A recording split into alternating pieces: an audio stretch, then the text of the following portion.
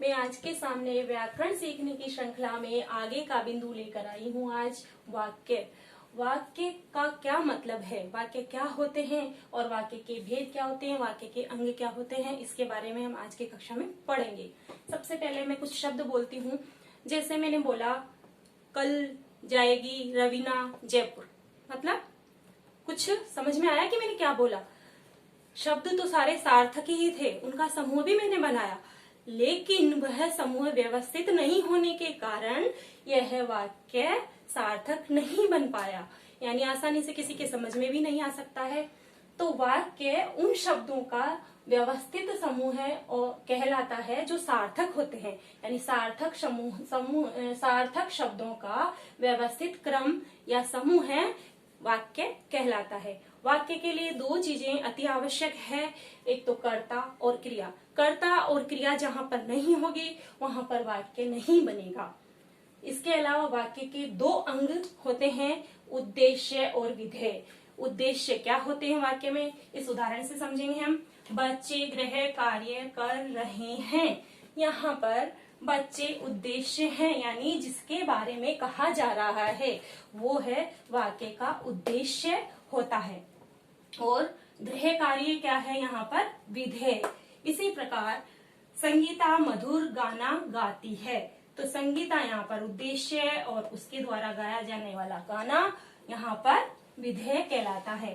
साधारण सी भाषा में समझें तो कर्ता आता है उद्देश्य के अंतर्गत और कर्म आता है विधेय के अंतर्गत। अब हम आगे चलें तो वाक्य के भेद। वाक्य के दो भेद किए गए हैं, एक तो अर्थ के आधार पर वाक्य के भेद और दूसरा रचना के आधार पर वाक्य के भेद। पहले हम पढ़ेंगे अर्थ के आधार पर वाक्य के भेद। पहला है इसमें विधानवाचक, निषेधवाचक, प्रश्नवाचक, आज्ञावाचक, विस्मयबोधक, इच्छावाचक, संकेतवाचक, संदेहवाचक। पहले मैं लेती हूँ विधानवाचक। विधानवाचक वाक्य वे वाक्य होते हैं जिनमें किसी न किसी कार्य को किया जा रहा होता है। जैसे बच्चे गृह कार्य, मैं इन दोनों उदाहरणों से आपको इन सबको समझा दूंगी, बहुत आसान है।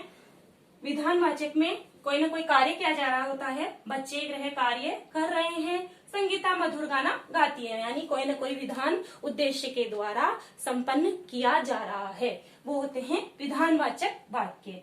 और निषेधवाचक वाक्य, निषेधवाचक वाक्य में वो अव्यय हमने कल पढ़े थे ना, वो ही इन सब में काम आते हैं। अव्यय आते हैं इसमें, जैसे मना, नहीं, इस तरह के। यहाँ मैंने जोड़ दिया बच्चे गृह कार्य नहीं कर रहे हैं, यहाँ अगर मैं नहीं लिख देती हूँ तो ये वाक्य किसमें चला जाता है, निषेधवाचक वाक्य में। इसी प्रकार संगीता मधुर गाना नहीं गाती है, अगर यहाँ मैंने नहीं जोड़ा तो ये हो गया मेरा निषेधवाचक वाक्य। ठीक इसी तरह जैसे कोई आदमी मना कर रहा है, मैं नहीं खाऊंगा, नहीं करूंगा, नहीं जाऊंगा, इस तरह से के वाक्य भी निषेधवाचक वाक्यों में आ जाएंगे। अगला है प्रश्नवाचक वाक्य। प्रश्नवाचक वाक्य बहुत सरल होते हैं समझने में, उसमें किसी न किसी रूप से प्रश्न पूछा जाता है, उसका कोई न कोई उत्तर भी विद्यमान होता है। यहाँ पर मैं पूछूं तो जैसे बच्चे गृह कार्य कर रहे हैं, तो अगर इसके आगे मैंने क्या लगा दिया, अव्यय। मैं बात कर रही थी आपसे कि इनमें कोई न कोई अव्यय लगता है सभी वाक्यों में, तभी इनके प्रकार हम पहचान पाते हैं। तो अगर क्या लगा दिया तो यहाँ पर जो ये स्थिति है फुल स्टॉप यानी पूर्ण विराम की, ये क्वेश्चन मार्क में यानी प्रश्नवाचक चिन्ह में बदल जाएगी। अब वाक्य क्या हो जाएगा, क्या बच्चे गृह कार्य कर रहे हैं, तो इसका उत्तर है हाँ या ना, कोई न कोई उत्तर बन रहा है। तो इसी प्रकार यहाँ मैं क्या लगा देती हूँ, तब भी यहाँ पर ये पूर्ण विराम बदल के और प्रश्नवाचक चिन्ह बन जाता है, और यह वाक्य क्या कहलाता है, प्रश्नवाचक वाक्य। इसी प्रकार हम आगे बढ़े आज्ञावाचक वाक्य। आज्ञावाचक में क्या होता है, किसी न किसी को आज्ञा दी जाती है किसी कार्य को करने की, या फिर आदेश दिया जाता है। जैसे अध्यापक जी ने कहा बच्चों गृह कार्य करो, ये यहीं खत्म हो जाएगा। अध्यापक जी ने कहा बच्चों गृह कार्य करो, तो बच्चे क्या कर रहे हैं, गृह कार्य करेंगे नहीं करेंगे आगे की बात है, लेकिन अध्यापक जी उनको आदेश दे रहे हैं, तो ये एक आदेशात्मक वाक्य हो गया। इसी प्रकार हम आगे चले विस्मयबोधक। विस्मय बोधक के बारे में कल मैंने कुछ चिन्ह बताए थे आपको कि जो अपने मन की जो भावनाएं होती है, जैसे घृणा, हर्ष, आश्चर्य, करुणा, दया, इनसे संबंधित जो शब्द या अव्यय जो होते हैं उनका प्रयोग अगर वाक्य में किया जाता है तो वो वाक्य विस्मय बोधक वाक्य होते हैं। अब विस्मय बोधक वाक्य का पहचान चिन्ह मैंने आपको कल बताया था कि इसका पहचान चिन्ह है ये विस्मय बोधक चिन्ह बोला जाता है। और इसके साथ जो अव्यय आता है, जैसे मैंने यहाँ लिखा, अरे बच्चे गृह कार्य कर रहे हैं, मतलब आश्चर्य हो रहा है कि बच्चे गृह कार्य कर रहे हैं, अच्छी बात है। और ये कहाँ जुड़ा? वाक्य के शुरू में, यानी प्रारंभ में ही विस्मय बोधक चिन्ह अगर वाक्य में जुड़ जाते हैं तो वह वाक्य विस्मय बोधक वाक्य बन जाता है। इसी प्रकार संगीता मधुर गाना गाती है, अगर इसी को हमें बदलना है विस्मय बोधक में तो हम क्या करेंगे, यहाँ जोड़ देंगे, आहा संगीता मधुर गाना गाती है, यानी हर्ष का विषय हो गया ये, तो संगीता मधुर गाना गाती है, ये भी हमें आगे जोड़ने पर वाक्य विस्मय बोधक में बदल गया। अब हम चलते हैं आगे की ओर, और वो वाक्य का प्रकार है इच्छावाचक। इच्छावाचक वाक्य क्या होते हैं? जिसमें हमारे मन की अभिलाषा, इच्छा, कामना को व्यक्त किया जाता है। यहाँ पर मैं बोलूं, जैसे ईश्वर करे इस साल या इस वर्ष मैं कक्षा में प्रथम आऊं, तो ये मन की मेरी अभिलाषा हो गई। ईश्वर करे मेरी कक्षा के सभी छात्र उत्तीर्ण हो जाएं या बहुत अच्छे नंबरों से अंकों से उत्तीर्ण हो जाएं, इस तरह के वाक्य इच्छावाचक वाक्य कहलाते हैं। आगे चलते हैं हम संकेतवाचक वाक्य। संकेत का मतलब होता है इशारा। इसमें क्या होता है कि एक वाक्य दूसरे की तरफ इशारा करता है।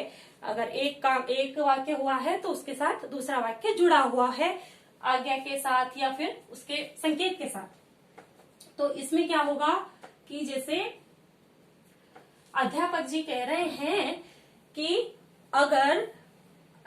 अध्यापक जी कहते तो बच्चे गृह कार्य करते, यानी आज्ञा उनको मिलती, उनका संकेत उधर होता तो वह कार्य कंप्लीट हो जाता या पूरा हो जाता।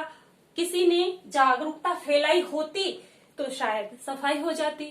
तो इस तरह के वाक्य, जो एक वाक्य दूसरे वाक्य की तरफ संकेत करता है, वो संकेतवाचक वाक्य कहलाते हैं।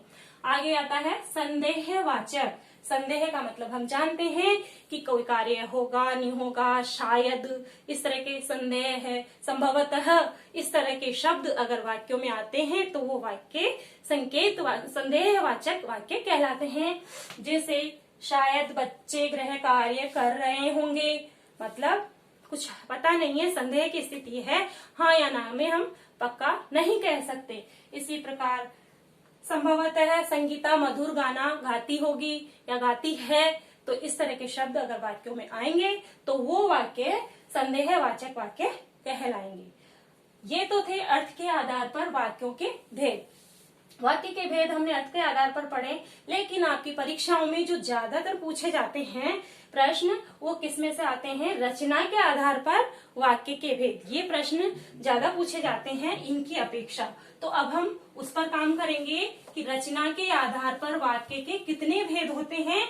यहाँ हम देख रहे हैं कि रचना के आधार पर 3 भेद मैंने यहाँ लिखे हैं: सरल वाक्य, संयुक्त वाक्य और मिश्र वाक्य।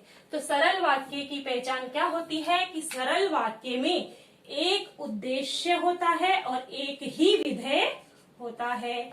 जहाँ पर एक उद्देश्य और एक विधेय हो, यानी सिंपल सेंटेंस जिसको हम इंग्लिश में बोलते हैं, वो होता है सरल वाक्य है। जैसे किसान फसल उगाता है, किसान फसल उगाता है, यहाँ पर क्या है?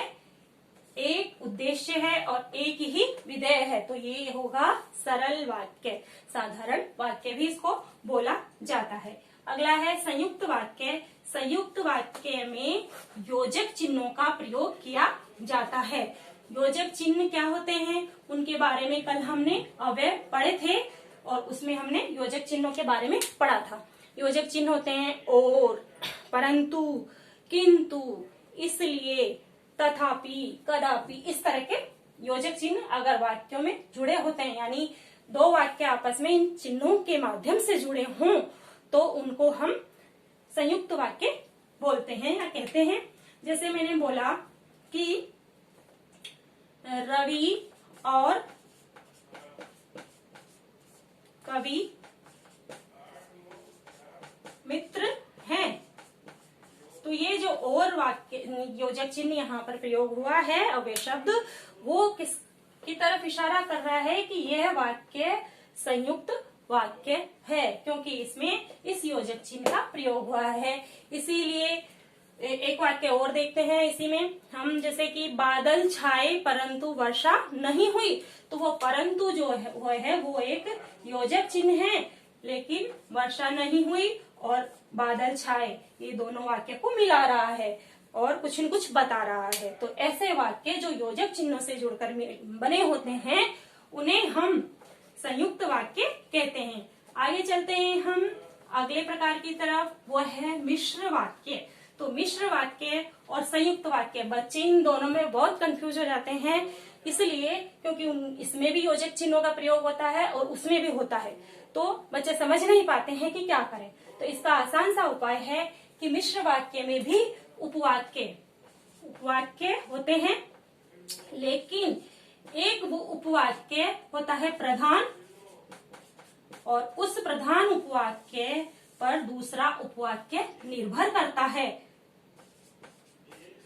एक प्रधान वाक्य पर क्या होता है, दूसरा उपवाक्य निर्भर करता है। जैसे मैंने बोला कि प्रधानमंत्री ने कहा कि स्वच्छ भारत मिशन को सफल बनाओ या स्वच्छ भारत अभियान को सफल बनाओ।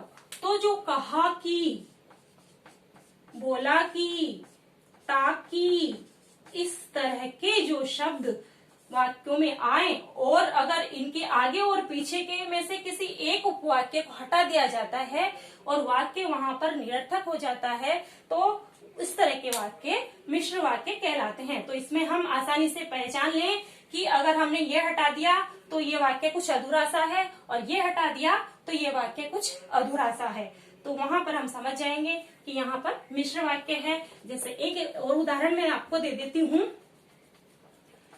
यह वही छात्र है जिसने